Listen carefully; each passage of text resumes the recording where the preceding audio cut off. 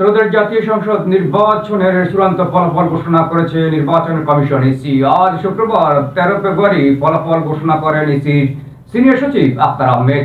ঘোষিত ফলাফল অনুযায়ী নির্বাচনে মোট ভোট পড়েছে 59.44%। এছাড়া গণভোট পড়েছে 60.26%।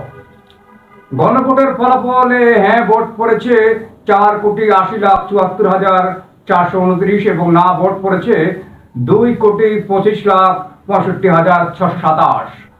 আসন ভিত্তিক চূড়ান্ত ফলাফল অনুযায়ী বিএনপি পেয়েছে 209 আসন, জামায়াত ইসলামী পেয়েছে 68 আসন, এনসিপি পেয়েছে 6 আসন। স্বতন্ত্র প্রার্থীরা জয়ী হয়েছেন 7 আসনে। এছাড়া বাংলাদেশ খেলাফত মজলিস পেয়েছেন 2 আসন, গণ অধিকার পরিষদ 1 আসন, ইসলামী আন্দোলন 1 আসন, গণসংহতি 1 আসন, খেলাফত মজলিস 1 আসন এবং বিজেপি প্রার্থী পেয়েছে 1 আসন।